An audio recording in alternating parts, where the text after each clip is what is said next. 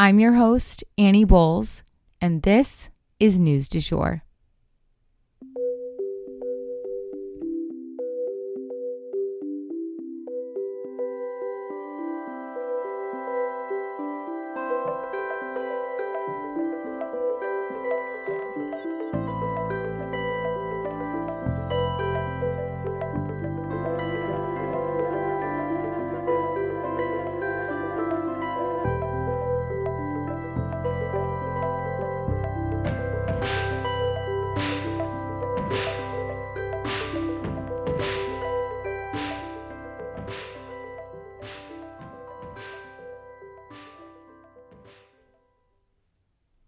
Hey you guys, happy Monday and welcome back to the News du Jour.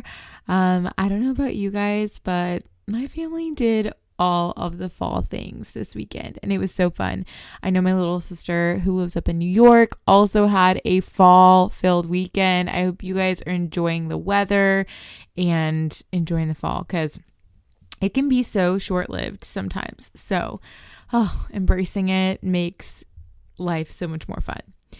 Anyway, we have not a crazy day full of news, but definitely some interesting news to go over. So let's go ahead and jump in.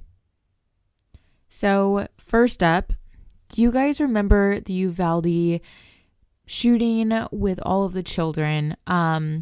We won't be going over any details of that shooting today, so I didn't feel like we needed to do a content warning for this one. So you guys are in the clear. But big news.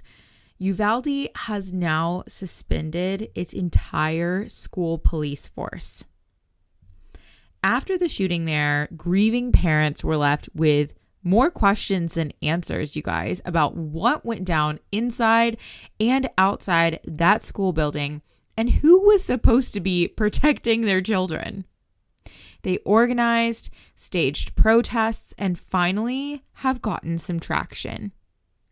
The chief of police had been fired immediately for delaying the police entry into the building for over an hour. You guys, imagine how long an hour would be if your child was trapped inside a school with an active shooter. A minute would feel like an hour. And again, the kids were trapped inside. Police protocol states that they should confront a shooter who's active immediately. So this was definitely an error in judgment, but the delay went far beyond the chief of police, and the parents know this. There were a number of people who held things up, and on top of answers about who was responsible, the parents were also, of course, looking for some justice here. Some of the parents literally slept outside the police offices and at times blocked the doors to try and stop employees from entering. But now the parents have gone home feeling that a step has at least been made in the right direction. 5 officers and 1 security guard have been suspended, the ones that are in charge of safekeeping the schools.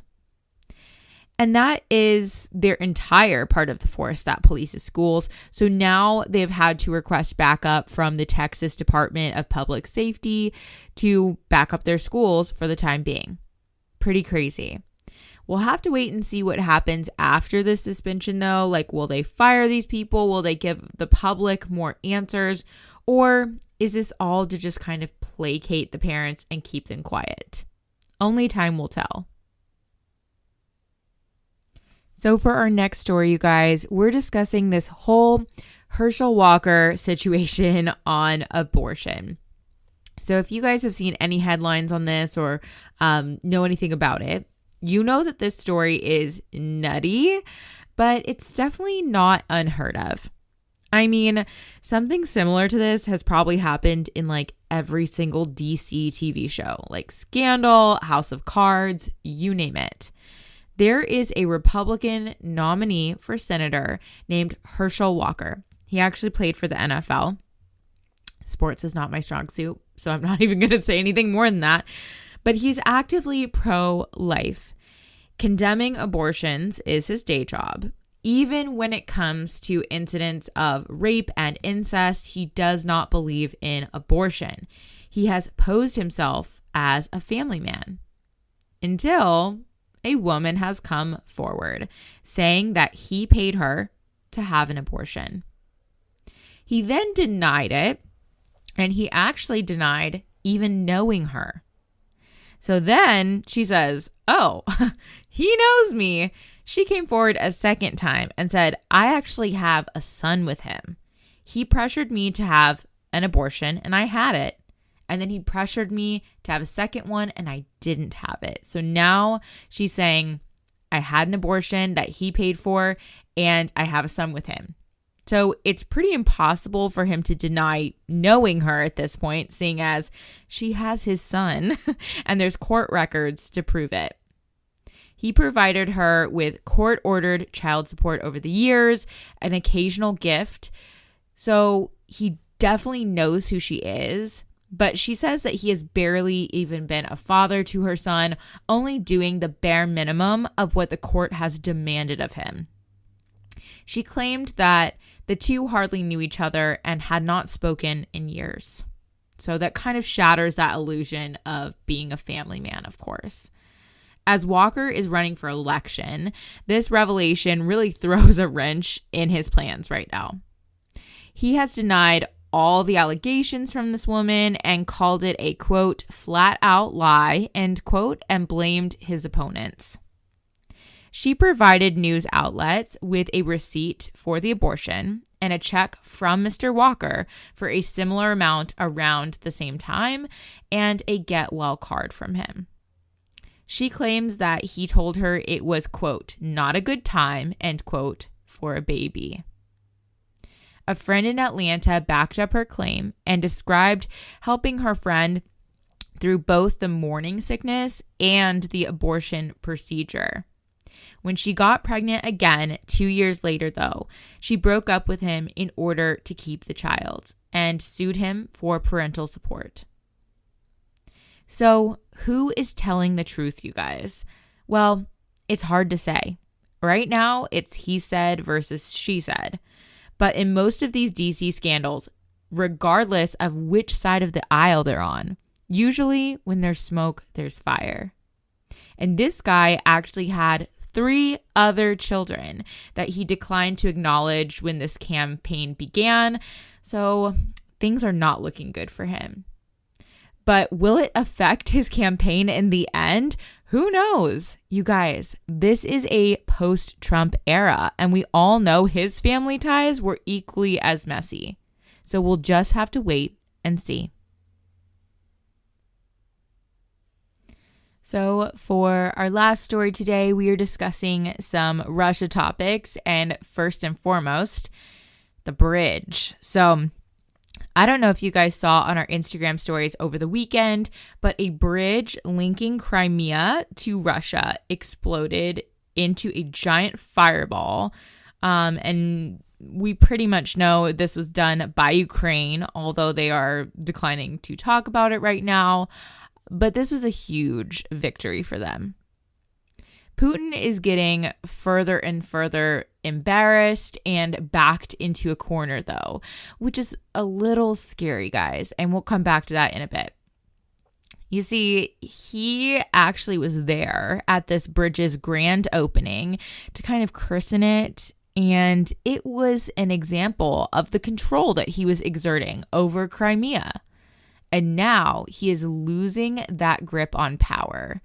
This was a huge slap in the face for him. But blowing up a bridge is just as strategic as it is symbolic. Russia needs that link to carry weaponry and supplies to Crimea in order to maintain that control.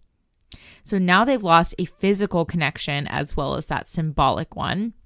And it seems, though, that the train line is still operating and intact, but the motor vehicles part of the bridge is completely destroyed.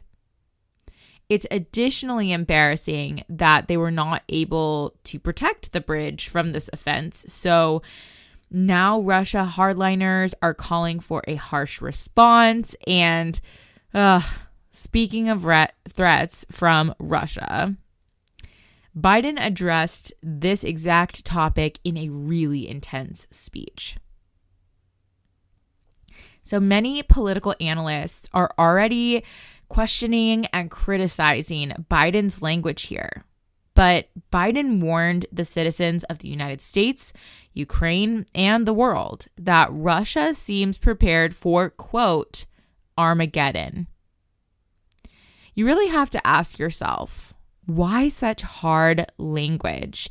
And to me, it's really concerning because there would really only be one reason. I mean, apart from Biden being completely unhinged, the only reason to use these words would be to really prepare us as a nation that this is a real threat, that this delusional, power-hungry dictator is getting further backed into a corner and will lash out however he can in an attempt to show the world a picture of might and power. And right now, he doesn't have many ways of doing that. Let's just hope that his inner circle can remove him from power or talk some sense into him before it would come down to that. And that is the news du jour. Today, I wanted to leave you guys with the quote, "Live in such a way that you would not be embarrassed to sell your parrot to the town gossip."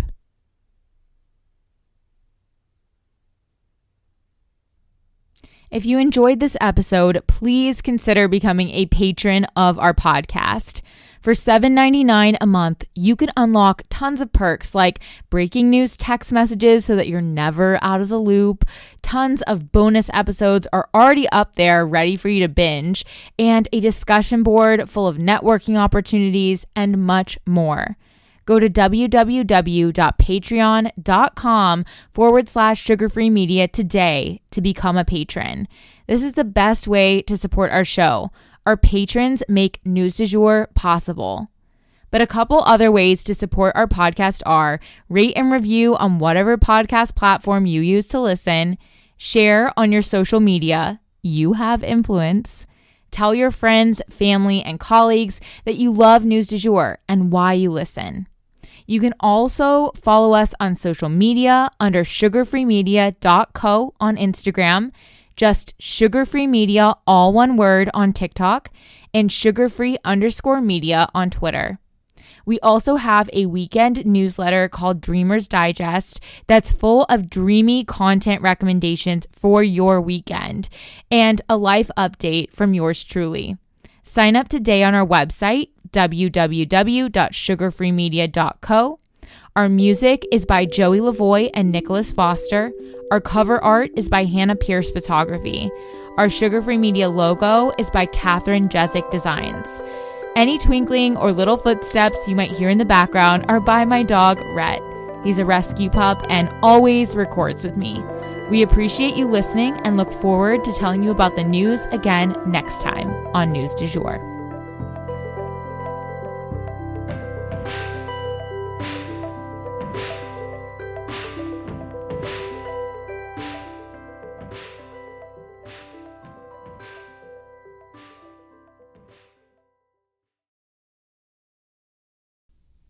Broadcasting from Oklahoma.